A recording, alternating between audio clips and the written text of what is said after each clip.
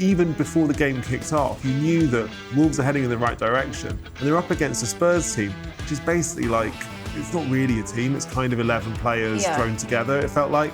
Everyone's exhausted, but when you keep making that many changes and you're bringing in guys who are low in confidence, who've not played well for a while, then I think you're walking into a bit of a disaster. This squad, it's a disgrace that we are in this position, and I will pin obviously a lot of it on Ange, but there is also a lot of blame that has to lie with the players. The performance level is not good enough. Positions are up for grabs. No one's cementing their positions in that first team. Why would I not be trying everything I can to drag this team? It needs a leader. There's more than enough blame to go around. You can literally fit a bus between the centre-backs. Yeah. There's no midfield, completely bypassed. When you watch games like Wolves, you think, do they even understand what they're trying to do on the pitch? I'm not sure. It's not anger, it's apathy. I wouldn't back that's the Spurs team that they fielded on Sunday against anyone outside the bottom three. And if I'm honest, I'm not sure I'd back them against IPSWICH.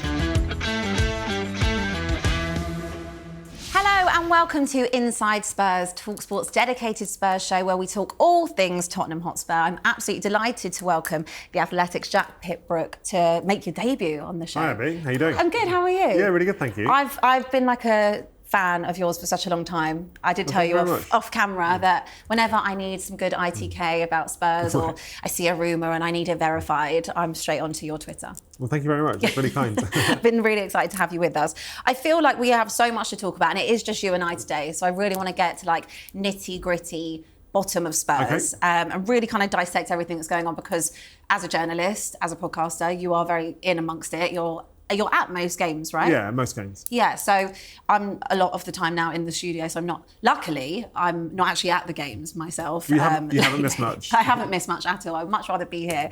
I feel like we should start with Wolves, even though that is just such a terrible game that I would rather not relive. But it was 4-2 to Wolves. I mean, Spurs were 1-0 down within 2 minutes. Pretty much, I've seen that story quite a few times this season. Were you at the game? I wasn't at the game, but I think for a lot of Spurs fans, the most frustrating thing is it just feels like it's been met with a bit of a shrug. Like people are so used to these league defeats now. This is the 17th league defeat this season. And I think most people would have known when they saw the team sheet that it wasn't going to be a good afternoon for Tottenham. Yeah. Obviously, Postecoglou's rotated the team. He's rested some of the players who he knows he's going to really need for the Eintracht Frankfurt game on Thursday night. Personally, I think that's fair enough. I think it makes sense to rotate. It makes sense to put all his eggs in the Europa League basket at this point. The problem is, it's not like he's bringing in brilliant players who are in form and confident and ready to, able to start really well in that game. He's bringing guys who've not played for a while, whose confidence is low. He brought in Bissouma for his first start since Fulham, which was the game at the end of which Postecoglou criticised him in the press conference. He's brought back Tal for his first start since Fulham. He's brought back Archie Gray for his first start since Fulham. And he's bringing in players who are just not really up to speed, I think. And so I think you could, even before the game kicked off, you knew that Wolves have got the momentum, they've got the confidence, they're really well organised under Vitor Pereira. Wolves are heading in the right direction. And they're up against a Spurs team, which is basically like, it's not really a team, it's kind of 11 players thrown together, it felt like. And so I think it was almost inevitable, I think, from the start, that Wolves would just have a bit more energy and a bit more confidence than Tottenham would. I know that you say about that it is 11 players and it does feel that way. There's no cohesion whatsoever when it comes to Spurs or that team. But I would say that whether it's the B team or the A team, I don't, if we can call them an A team, because the result is the same with both sets of players realistically. I don't really feel like the performance level is any better when I've seen it be full strength. I'm not sure I completely agree with that. I think there's been moments recently, like not a lot, but there's been brief moments where we've seen a little bit more from what you might call the Spurs A team. Is that, are you referring to Thursday night? Yeah, I mean, like the AZ Alkmaar at home, I thought they were good. Like away, they were terrible. Home, they weren't amazing, but I thought they were quite good in the second half of that game. Eintracht Frankfurt at home, second half of that game. I thought they were better. I thought that was probably the best half I'd seen Spurs have probably since, arguably maybe even City. I mean, totally different level of performance. No, I completely agree. So, and they used the first team. The guys looked really motivated. I thought they played pretty well in that second half. It's a shame they didn't get that margin of victory, which I think realistically they would probably need to take to Germany for the second leg. Even like Saints at home, not a great game. Obviously, Saints are not a very good team. But the first half of that game, I thought Spurs played some good football. Maybe not their absolute best. So there's been moments in the last month or two where we have seen Spurs played pretty well. Like, okay, I think you're being quite maybe kind. I'm being kind. Maybe I'm being kind. I think but maybe we've you've seen been something, deprived. right? We've seen. Been deprived, and we clutch on to that's like what 10 happens minutes. though. Like, because the season's been so bad, right? Maybe it's just a natural thing that you latch on to even a sort of 6 out of 10 performance. You think, wow, that was amazing, wasn't it? 6 out of 10. So I think that there's definitely been moments where you've seen like something approaching what you might call Ange ball, or like a sort of positive, confident performance from Spurs. Those moments have been very few and far between. But if you go into a league game like the Wolves game, or like Fulham away, or like various other league games, like the Manchester City home league game, like there've been various league games recently where everybody knows that the emphasis really is on the Europa League, even if Postecoglou doesn't want to say that explicitly. So he rotates players, he gives his good players a rest, and fair enough, because the good players are exhausted. Like everyone's exhausted. But when you keep making that many changes, and you're bringing in guys who are low in confidence, who've not played well for a while, who maybe they know that the manager doesn't especially trust them, then I think you're walking into a bit of a disaster. And that is my interpretation of what happened on Sunday. I do see what you're saying, and I think that obviously when the team and individuals are so low on confidence, and result after result, I mean, we're literally 17 losses this season. That doesn't just fall on one set of players, that falls on the whole squad. So in my opinion, that shows the lack of mentality. If I was then getting an opportunity to play, I wouldn't want to finish 17th, 16th, 15th. This squad, it's a disgrace that we are in this position. And I will pin obviously a lot of it on Ange, but there is also a lot of blame that has to lie with the players. The performance level is not good enough. Basuma, I feel like, hasn't been at it probably since Luton last season when he got sent off for diving. So if I'm someone like Basuma, who's been called out time and time again, and have been called out against Fulham, would I not be more motivated to come in and try and put in a really good performance? I appreciate that there's 10 other players on that pitch, and you can't control what Vicario's doing, or Romero's doing, or Bergau's doing, for example, on Sunday. But why is that not motivating these players that are fringe or trying to get into the first team when, let's be honest, probably apart from Kulusevski, and I would argue Bergau, because I'm a big fan of Bergau, positions are up for grabs. No one's cementing their positions in that first team. Why would I not be trying everything I can to drag this team? It needs a leader. Yeah, well, look, the good thing is there's more than enough blame to go around. It doesn't just have to be Ange. It doesn't just have to be the recruitment. It doesn't just have to be the players. But I agree with you. I certainly think that amongst the players, there's a kind of lack of leadership, a lack of experience. I think the fact is that in 2023, Spurs lost. They sold Harry Kane to Bayern Munich, and then obviously Hugo Lloris went to LAFC in the January window. Eric Dyer went to Bayern Munich in the January window. So that's years and years and years of experience and leadership that Tottenham lost. Even Højbjerg, wasn't everyone's favourite player, but I think he brought a lot in terms of leadership to that group. He's obviously gone to Marseille on loan. So Spurs have lost a lot of their most senior, most important players, right? The guys who are the glue in the dressing room, the guys who really uphold standards, make sure everyone is pulling in the same direction. But with those guys out of the picture, I don't think Tottenham have really been able to replace them. Like, if you look at the leadership group at Spurs at the moment, so Son is the captain, who I think has had to shoulder a huge burden all by himself, and I think it's kind of worn him down a little bit, is my impression. Maddison, I think, has tried his best this season. He's been a bit up and down. I think he's in a decent run at the moment. He started the last 4 games in the spin. He's very good at coming out and talking to the media afterwards. But I don't think he's really fulfilled his potential this season. No. Romero is another vice captain. I don't think he wants to be there. No. I think the fact he was wearing the captain's armband at the end of the game against Wolves, and he was straight down the tunnel at the end of the game. I think personally, look, I don't care if Romero goes. I don't like the attitude. I feel like I've said it quite a few times, and a lot of the fan base will say it. The level of performance that he puts in for Argentina is never matched when it comes to Tottenham. And I think if you're meant to be captain or vice captain of this club and part of this leadership group, you go over and you clap those fans, and you at least show up. And especially when you've made mistakes throughout the whole season, when you have been fit. To me, that is someone that I think, I don't want you anywhere near my club. I don't want a player like that. And we've unfortunately had lots of players like that over years, where they think they're bigger than the club. We've had managers that think they're bigger than the club. Antonio Conte will spring to mind in that one. And when you just touched on it, the leaders that have left, I agree with you. But then when that comes back to recruitment, when you're recruiting players, you need to have players that are going to be able to lead a dressing room. I love Sonny. I really, really do.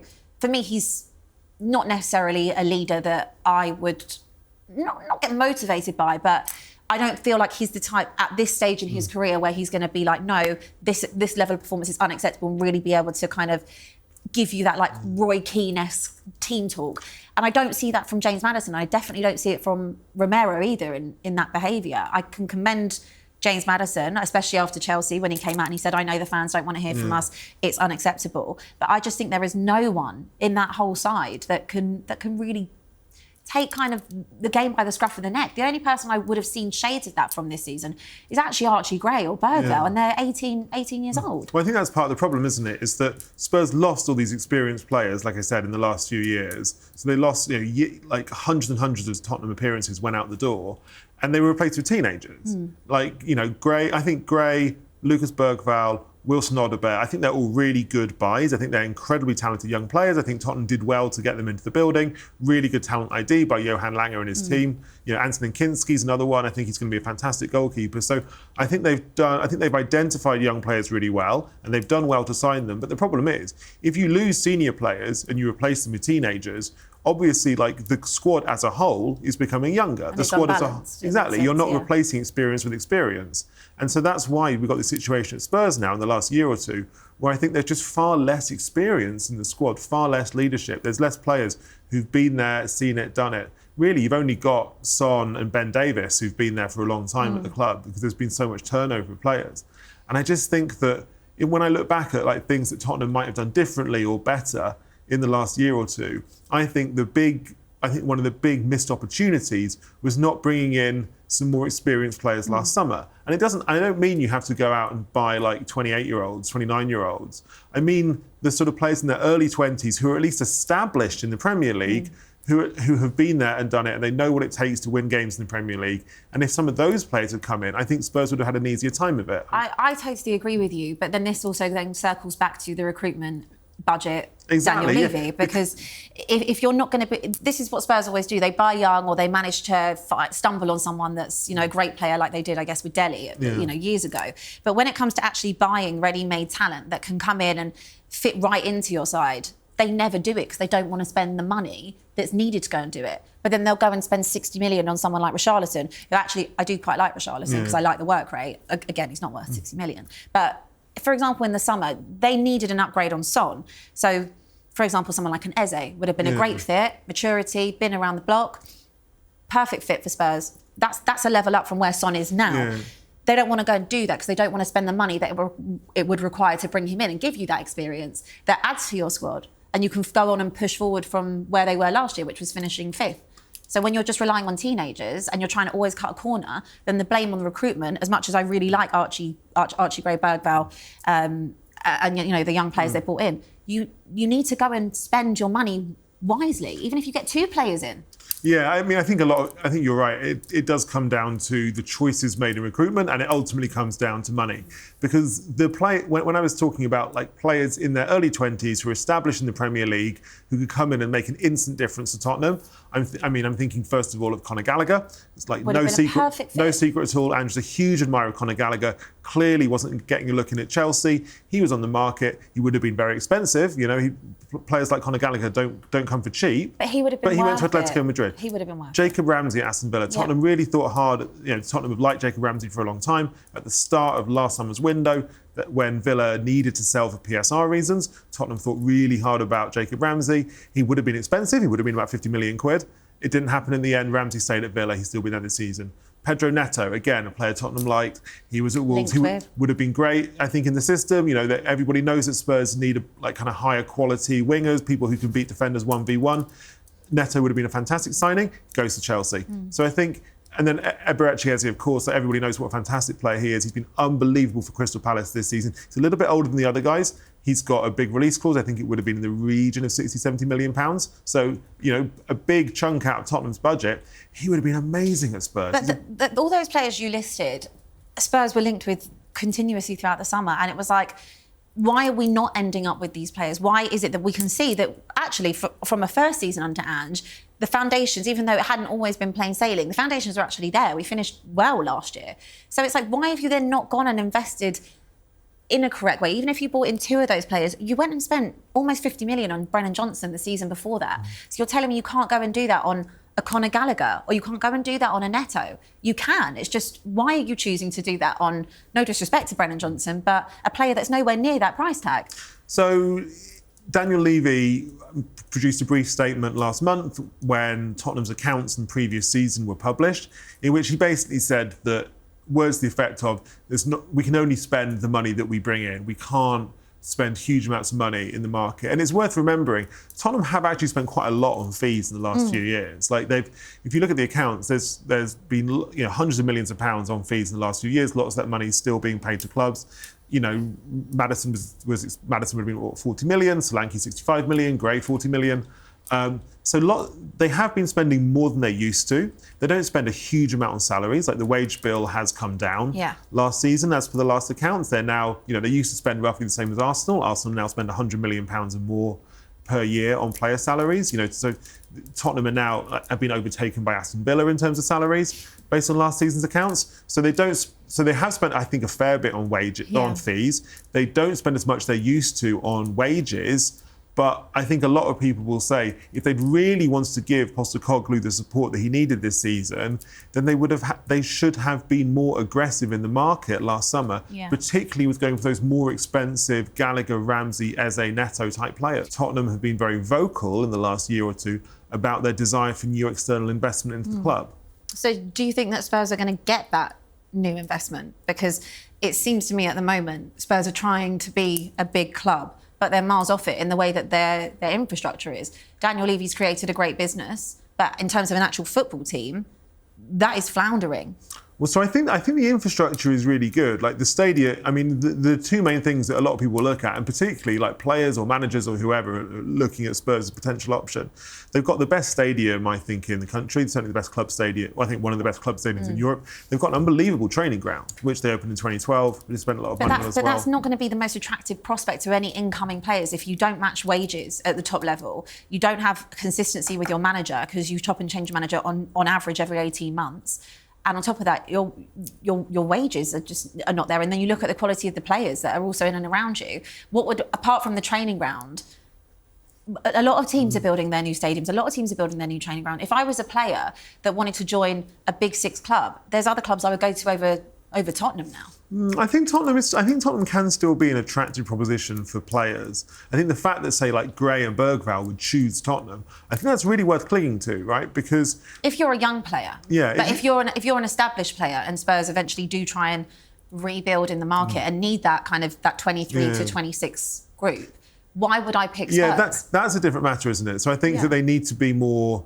Maybe they need to be more attractive to players of that bracket. And I mean, a lot of those players, they'll be thinking if they've got options of who we're going to join, a lot of it will come down to A, salary, and B, am I going to win something? And like Tottenham is struggling to tick those boxes, I think, with potential players at the moment. So it's I think they've got a good base in terms of their ability to attract the best young players around Europe. I'm really excited to see how Vuskovic does next season, who's done really well on loan in Belgium this season.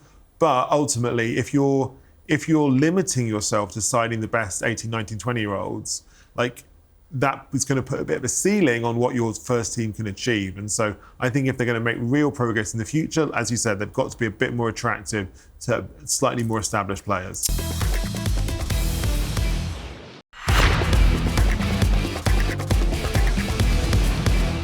Let's just talk a little bit more about that game the other day then, before we kind of look ahead to Thursday night, where it all hinges on for Spurs. There was a lot of mistakes in that Wolves game. I mean, Vicario, first half, pretty much gifted Wolves 2 goals. Romero, Bergvall, errors in the second half. Ange's comments were a little bit odd. He said it's unusual for us. It all happened in one game and got punished. It's not like they're doing it on purpose. They're not lapses, just individual errors. I also heard him say that they didn't really concede many big chances in that game, but they lost the game by 4-2. So there are big chances. I've seen all season a lot of individual errors. Actually countless times, particularly for me from Romero. It sounds like I'm on a Romero hate campaign, but I've seen so many individual moments where he's lost someone. The Gabriel one springs to mind the most for me, early doors with Arsenal. It is a usual thing. It happens every week. So why is it that Ange says this is not a usual thing to happen?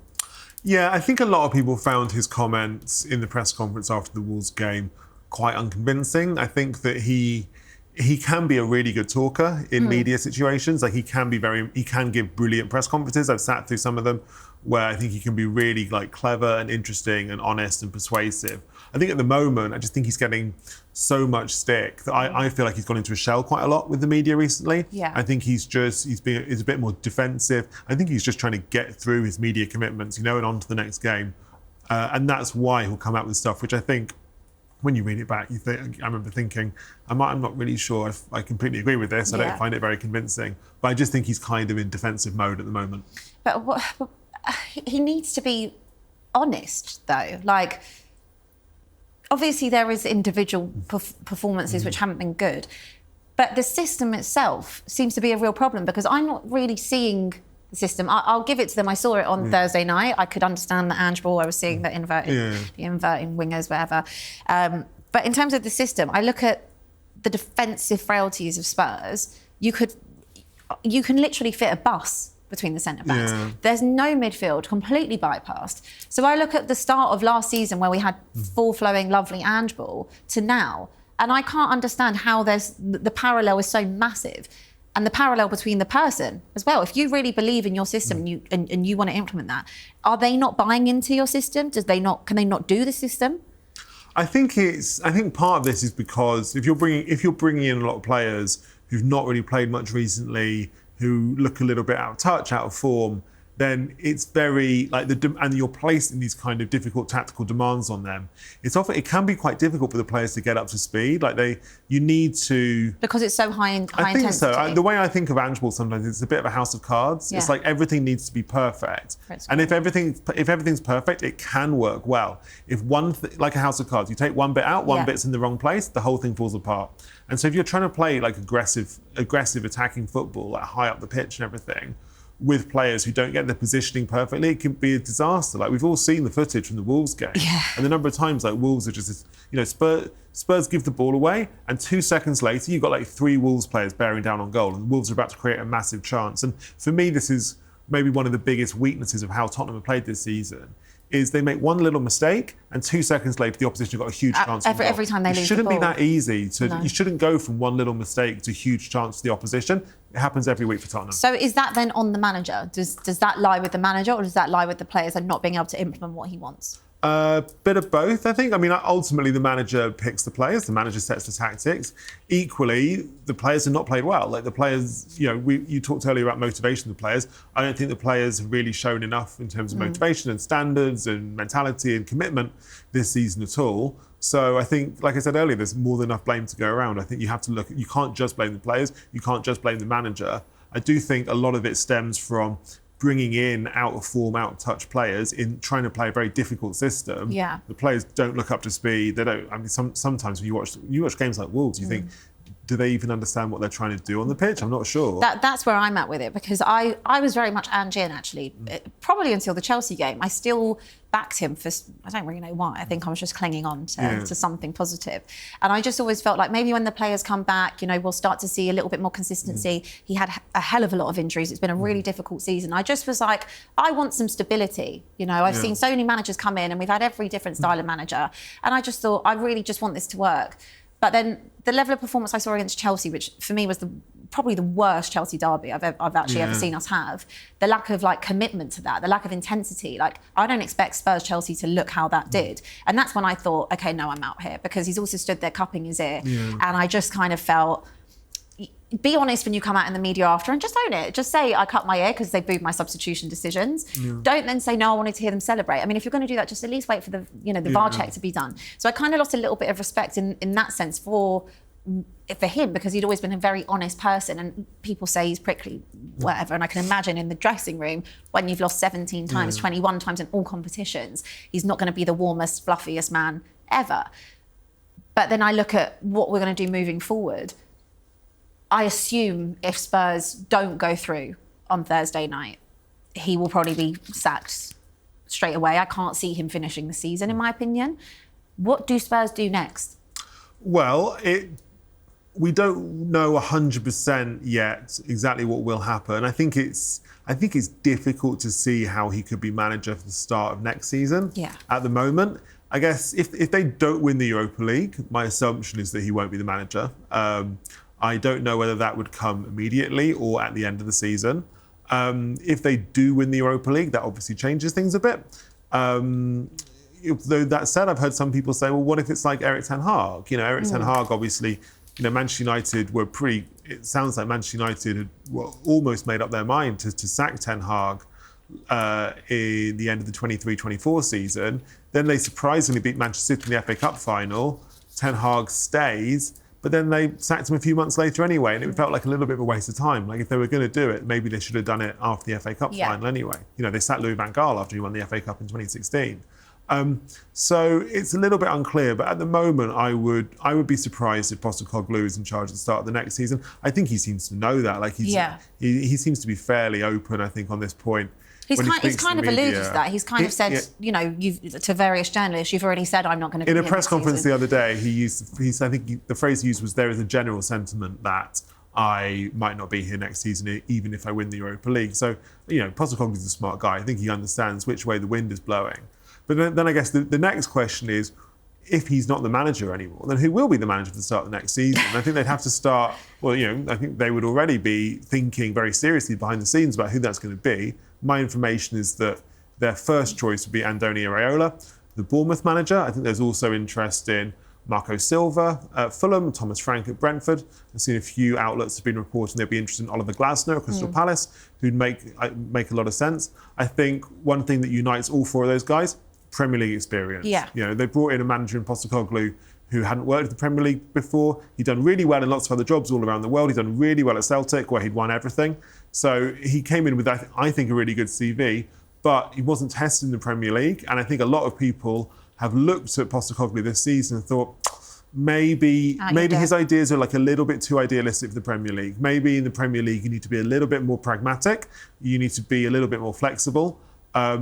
And so this, I think, has become like the prevailing narrative about Postecoglou, right? Is that lack of Premier League experience has cost him. What I would say, on the other hand, is that he did really well in the Premier League last season. Yeah. You know, he managed to rebuild. They came fifth. They should actually have come higher. Like, they should have come top four, if we're honest. But then they massively faded the back end of the season, let Aston Villa get there. And maybe if they come fourth, they would have had a better summer, spent more money. They would have had a better season this season. Who knows? Yeah. So I don't think it's just to do with not having Premier League experience that why Postecoglou struggled so much this season.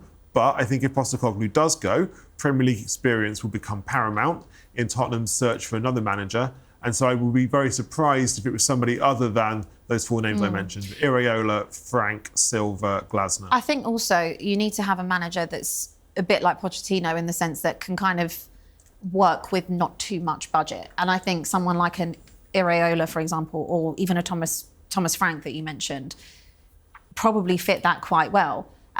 Because again, Bournemouth have had a pretty good season. I mean, look, they're dropping off a little bit of late, but for the expectation of where Bournemouth should be, they're massively overachieving. Brentford, the structure that they've had has been unbelievable. That's really what's made them and cemented them into the Premier League. So I think those two would be a great fit in terms of the budget and the spending. Do you think that it's a case that when you look at the parallels to last season to this season, I mean, April last year, just to look back, Spurs were fifth in the table with 60 points. This year, 15th on 37 points. So you can just see how crazy the disparity is between the two. Do you think that's because the players themselves just don't really buy into him? They know he's not going to be a long-term fixture there. Have they just down tools now for him as well? I don't think so. I think the players have been really loyal to the manager, actually. I think that if you look back to, say, the Mourinho era or the Conte era, it was really clear, like in the manager's second season, that the players weren't happy, they weren't having it. They they didn't like the style of football, they didn't like the training, they didn't like the manager's personality. And, you know, in both those situations, Tottenham's form absolutely collapsed. And, Mourinho got sacked in April, Conte got sacked in March of his second season. We haven't really had a collapse, it's just been a whole season of collapse. But they've not been, I have not really got the impression, maybe in the last few weeks, but generally this season, I haven't got the impression that the players have given up on the manager. I think they like him, they like the style of play, they want to make it work. And, we talked earlier about like the flashes of good football that we've seen recently. Like AZ Alkmaar at home, for example, or Eintracht Frankfurt at home second half. So I think there's something which is still alive there, only just. They're fleeting. Fleeting exactly moments. Right. Fleeting moments. So I don't think it's quite as bad as a sort of Conte or Mourinho scenario. But equally, you know, everybody ultimately it will all come down to results. Like people look at the league table, and I think that more than anything else will decide his future. I mean, I agree with you. It's not toxic in the way that it was with Conte or Jose, or even with Nuno. Bless him. I mean, he wasn't even there long enough. But how it was around that time, it's not anger, it's apathy. Yeah. And in all honesty, I feel like apathy is probably the worst place you can be at any point in life with anything, because when you just don't care anymore, you just see people, like you mentioned at the start of the show. You know, it's the shrug. Oh, okay, we've got another game. Oh, okay, we've lost another game. Like it shouldn't be like that.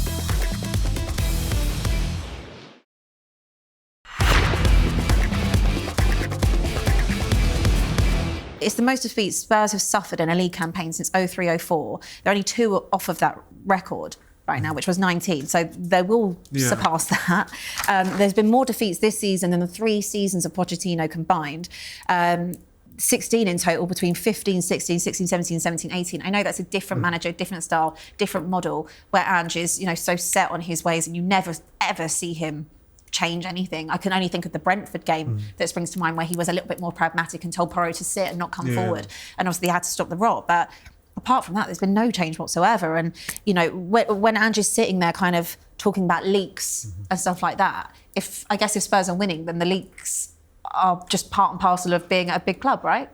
I was thinking about this earlier. I don't think I've ever heard a winning team worrying this much about leaks. Like information gets out of football clubs. That is just like an inherent part of a lot of the time they leak it themselves. Of the football industry. Like people, and I wouldn't even think about it in terms of leaks. The fact is, like people who work, you know, whether it's footballers, friends of footballers, agents of footballers, people who work for clubs, people who used to work for clubs, they're like, football is a gossipy world, and information emerges from football clubs into the world, often via the media. So I think people kind of get the wrong end of the stick if they think there's just one kind of secretive person who is ferreting away all this secret information and leaking it out into the world. That's not really how it works. Like people just talk, and so whenever you hear a club like obsessing or getting really worried about who's leaking our information out into the world, I never think is a club which is heading in the right direction. Why do you think that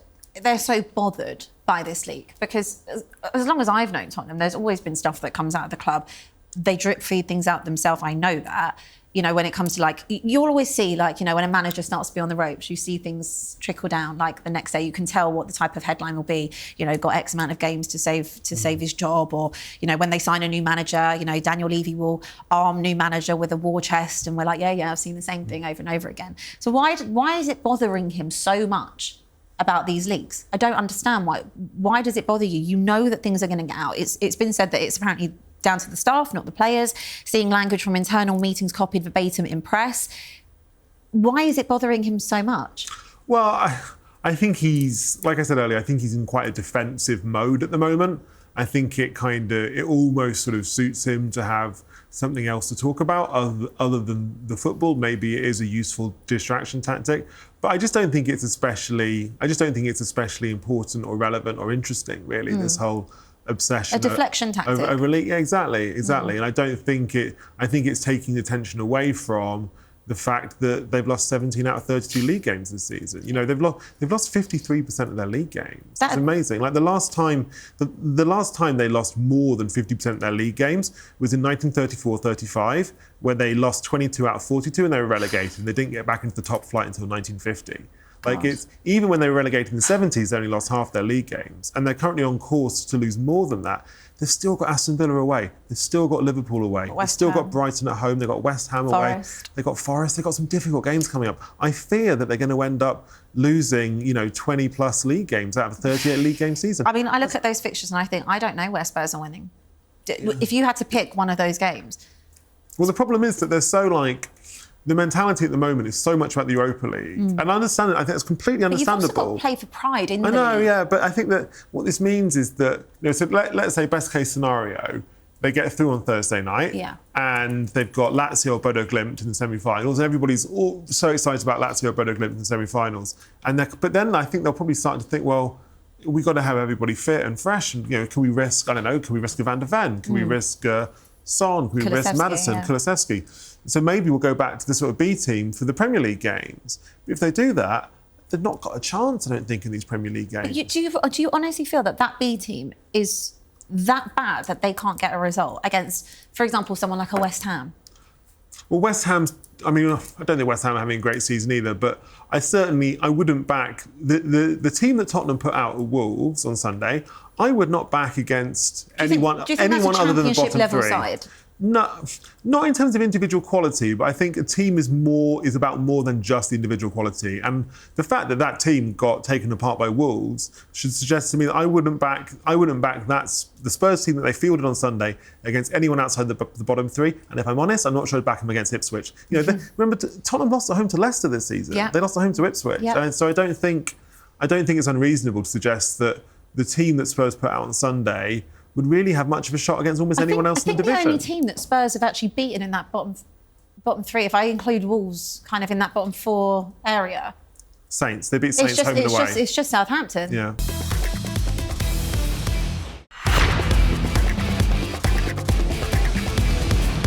Let's look ahead then. We'll try and put positive spin on Thursday night because they are still in the tie before going to Eintracht Frankfurt. It is 1-1.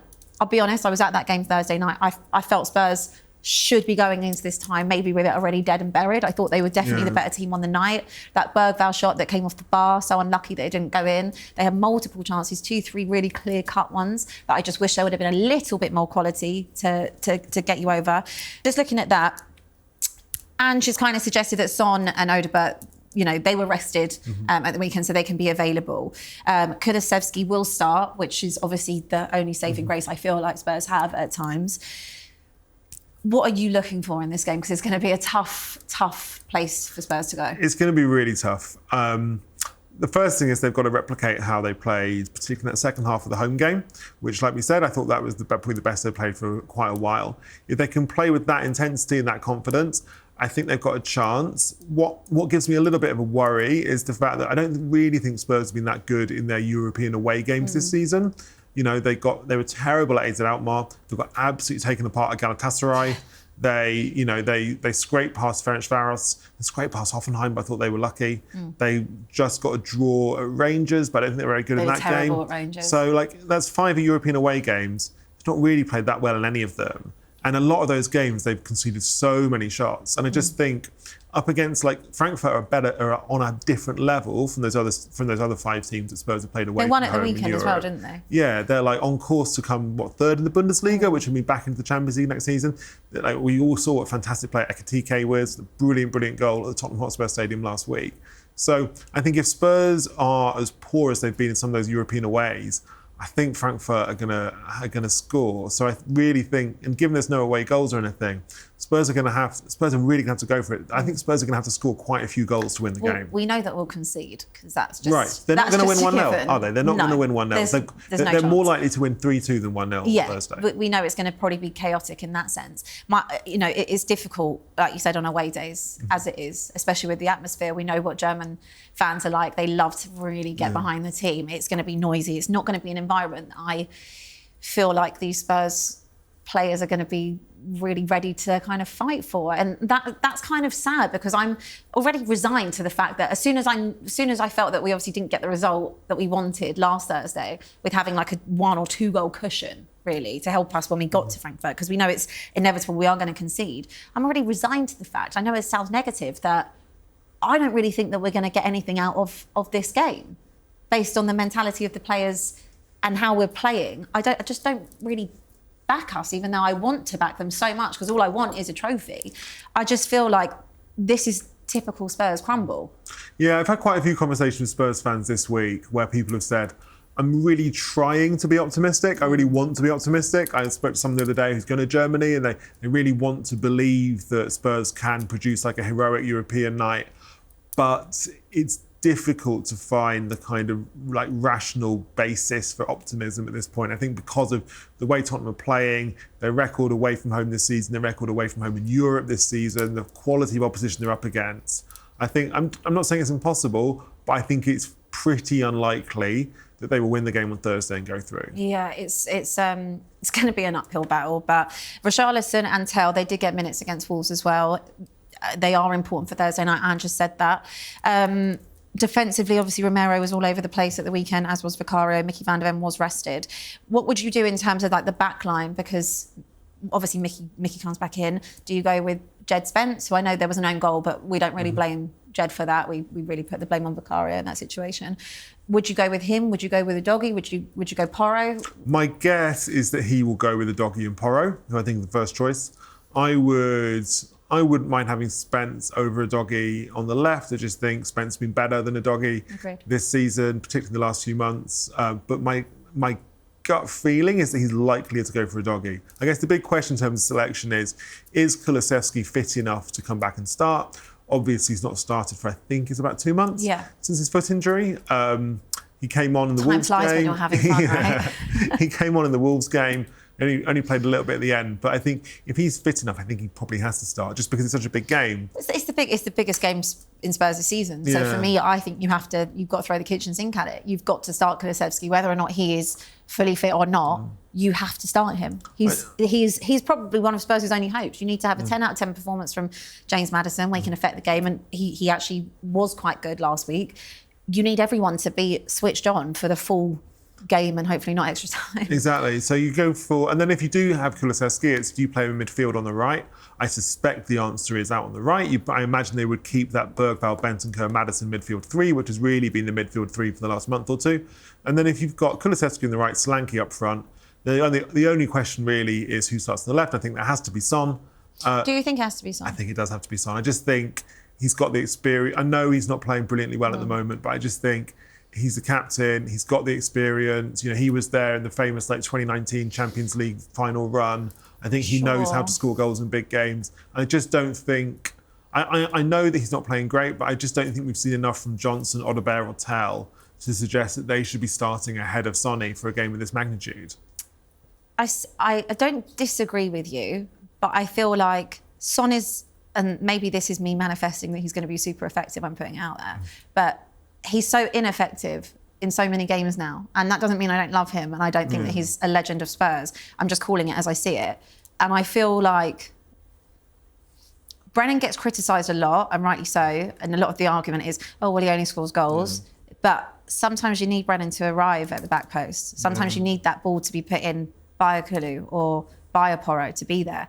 With Son, of course, he can have a moment of magic. But would I maybe prefer to see Son impact a game, whereas I feel like he gets a little bit lost in a full game at the moment.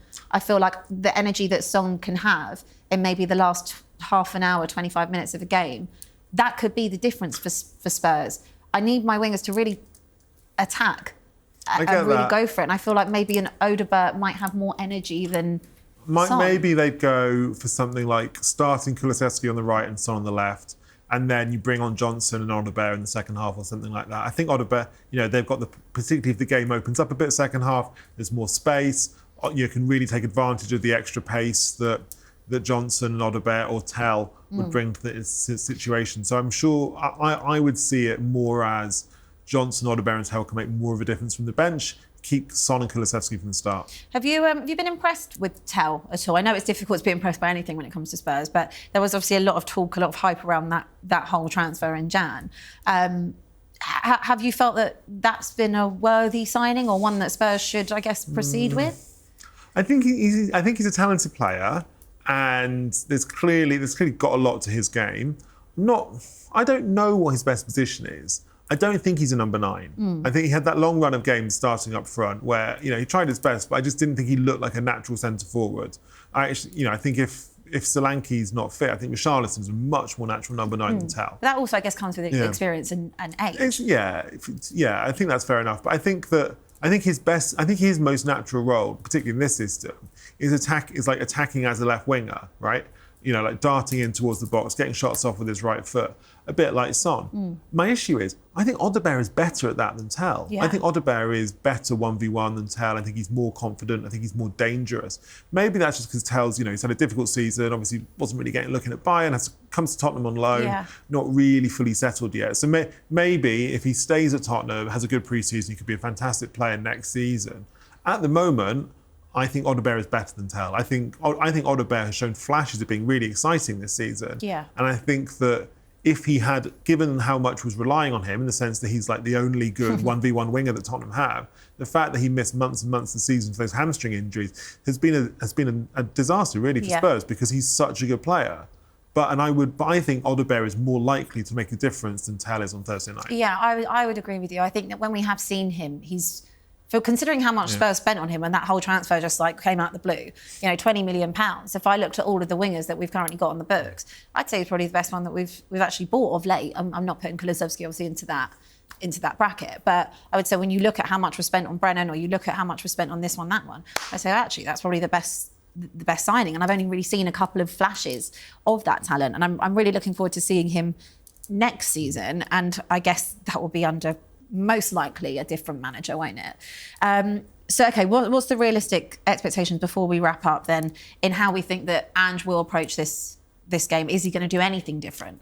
I think he's got to go for it. I just don't think Spurs are set up to win 1-0. I don't think they're set up to get a clean sheet, really like... In the same way he kind of set up when we went to Anfield.